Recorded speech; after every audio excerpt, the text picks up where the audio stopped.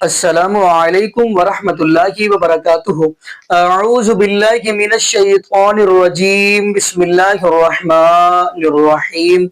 قل هو اللہ احد اللہ الصمد لم یلد ولم یولد ولم یکن لہ کفوا احد۔ جی ناظرین، آج ہم جس حوالہ سے گفتگو کرنے جا رہے ہیں یہ بڑی اہم ہے، اور یہ گفتگو ہے ڈاکٹر طاہر القادری حفظہ اللہ تعالیٰ کی۔ ناظرین یقین مانیے اتنی چینجنگ آ گئی ہے، بندہ حیران ہوتا ہے۔ ناظرین گفتگو ان کی یہ ہے کہ ڈاکٹر طاہر القادری یہ بندہ کہہ رہا ہے کہ بریلوی مکتبہ فکر اتنے ان لوگوں نے شیخ عبد القادر جیلانی رحمت اللہ علیہ کے بارے میں قصے کہانیاں سٹوریاں ان لوگوں نے اتنی سنائی ہے نا کہ اب ہر بندہ کانوں کو ہاتھ لگاتا ہے۔ یعنی ایسا سمجھ لے کہ اگر میں یہ بات کہہ دوں تو غلط نہیں ہوگی، ان لوگوں نے اللہ کا قرآن چھوڑ کر، محبوب علیہ السلام کا فرمان چھوڑ کر شیخ عبد القادر جیلانی رحمت اللہ علیہ کو ہی اللہ معاف فرما دے، اللہ میری توبہ، رب العالمین کے مقام تک پہنچا دیا ان لوگوں نے۔ یعنی اس بندے نے کھلم ڈلی باتیں کی ہیں، وہ بھی ہم سنیں گے، لیکن اس سے قبل آپ کو ایک بریلوی مکتبہ فکر کا اور بندہ سنائیں گے جو شیخ عبد القادر جیلانی رحمت اللہ کے بارے میں اتنی بڑی سنار ہے کہ بندہ ہاتھ جوڑے گا۔ یعنی ایسا سمجھ لے کہ ان لوگوں کا اللہ معاف فرما دے، پھر دین کے ساتھ کوئی تعلق نہیں ہے کہ ساری عمر یہ قصے کہانیاں سٹوریاں سنائیں گے۔ اب ہم بڑھتے ہیں ناظرین ویڈیو کی طرف، پھر انشاءاللہ ناظرین آگے ہم بھی گفتگو کریں گے۔ آئیے ناظرین مل کے ویڈیو۔ نئی نسل جانتی تک نہیں ابن عربی ہے کون، اب اندازہ کریں۔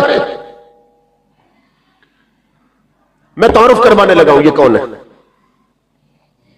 ان کے والد گرامی تھے حضرت شیخ عربی، انہیں شیخ عربی کہتے تھے۔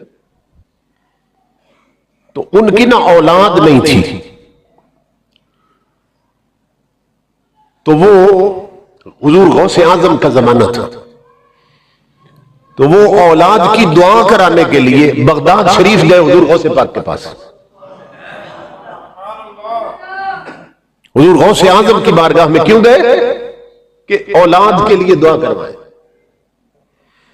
اس کا مطلب یہ ہے اولیاء کرام کے پاس اپنی حاجت لے کے جانا یہ بریلی سے شروع نہیں ہوا، میرے غوث کے بغداد میں بھی تھا، اور پیچھے چلے جاؤ تو حضور کے مدینے میں بھی تھی۔ ان کی اولاد نہیں تھی، غوث اعظم کی بارگاہ میں پہنچے، غوث اعظم بیٹھے تھے، جا کے پاس بیٹھ گئے، عرض کی حضور میری اولاد نہیں ہے، اولاد کے لیے دعا فرما دیں۔ غوث اعظم نے نا مراقبہ کیا یا اوپر دیکھا، تو غوث اعظم نے فرمایا کہ شیخ عربی اولاد نہیں ہو سکتی۔ انہوں نے کہا حضرت کیا وجہ ہے، کیوں نہیں ہو سکتی؟ کہنے لگے کہ تقدیر کی تختی خالی ہے تیری، تقدیر کی تختی میں تیرے حصے میں اولاد لکھی نہیں ہے تو ہو کیسے؟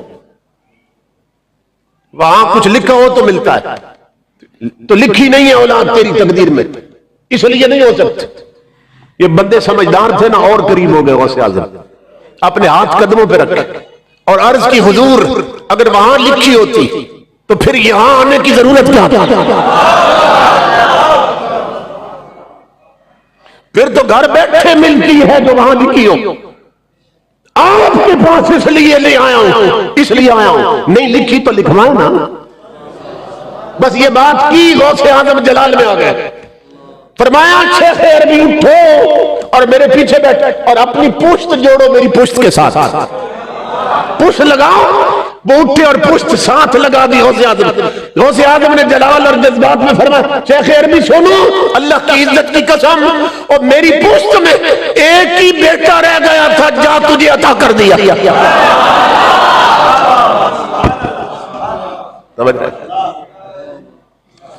ایک سال کے بعد شیخ عربی نے ابن عربی کو اٹھایا ہوا تھا۔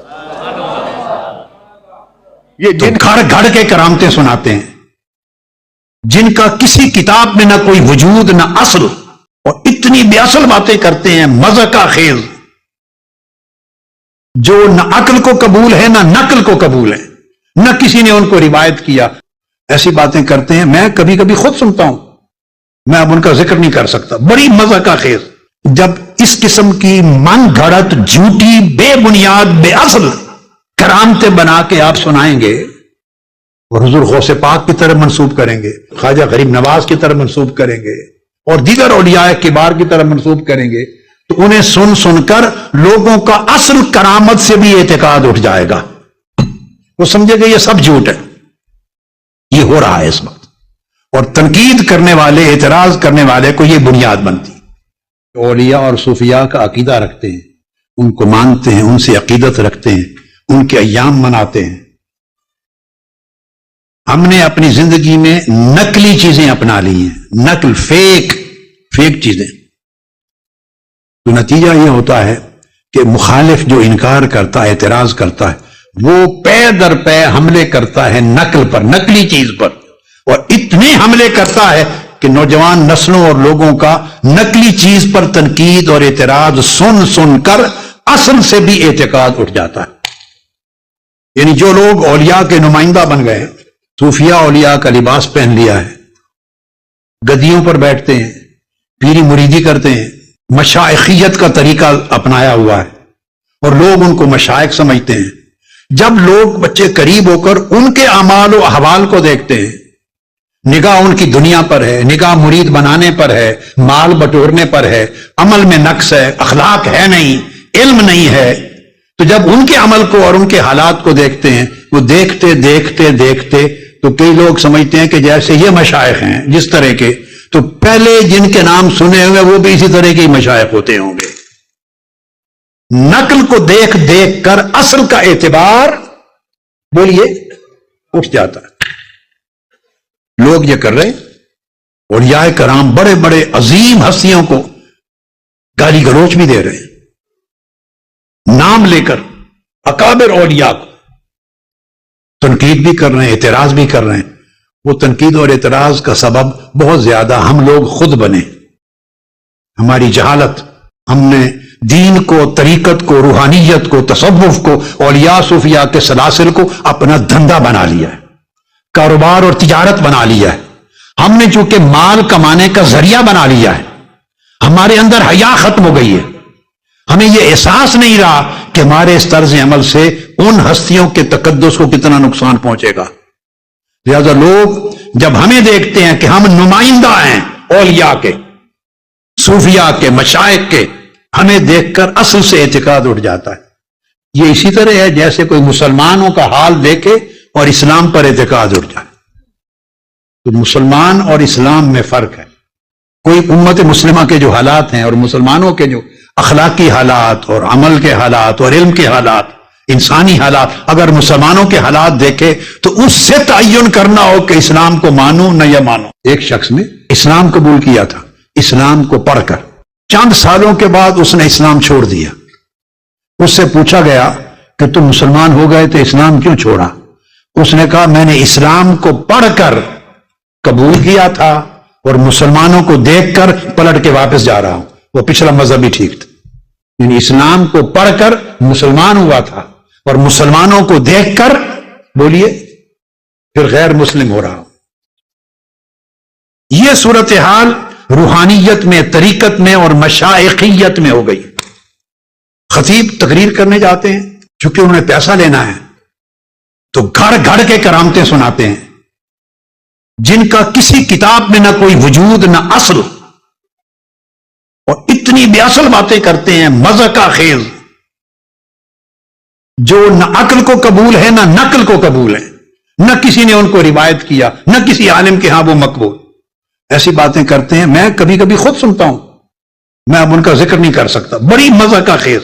جب اس قسم کی من گھڑت، جھوٹی، بے بنیاد، بے اصل کرامتیں بنا کے آپ سنائیں گے اور حضور غوث پاک کی طرف منسوب کریں گے، خواجہ غریب نواز کی طرف منسوب کریں گے، اور دیگر اولیاء کبار کی طرف منسوب کریں گے، تو انہیں سن سن کر لوگوں کا اصل کرامت سے بھی اعتقاد اٹھ جائے گا، وہ سمجھے گا یہ سب جھوٹ ہے۔ یہ ہو رہا ہے اس وقت، اور تنقید کرنے والے، اعتراض کرنے والے کو یہ بنیاد بنتی۔ جی ناظرین، آپ نے یہ ویڈیو بنا فرمائی۔ ناظرین اپنی ایمانداری سے بتائیے، یہ جو قصے، کہانیاں، سٹوریاں سناتے ہیں، کیا ان کا دین کے ساتھ کوئی تعلق ہے، شریعت کے ساتھ کوئی تعلق ہے؟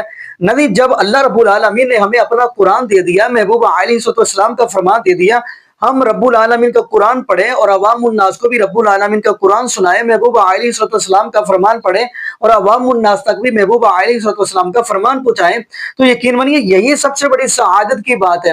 لیکن ان لوگوں نے آپ اس بات پہ حیران ہو گئے کہ مکے کے جو بدو تھے نا، ان کا بھی عقیدہ ایسا نہیں تھا جیسا ان کا ہے۔ آپ کہیں گے وہ کیسے؟ مکے کے جو مشرک تھے نا، ان سے جب پوچھا جاتا آسمان سے بارش کون برساتا ہے، وہ یہ بات کہتے تھے کہ آسمان والا رب ہی برساتا ہے، وہ یہ کہتے تھے کہ اولاد اللہ ہی دیتا ہے۔ لیکن ناظرین آپ ان کے کام چیک کر لیں، یہ کہتے ہیں یعنی شیخ عبد القادر جیلانی رحمۃ اللہ علیہ سب کچھ کری جا رہے ہیں، استغفر اللہ معاذ اللہ۔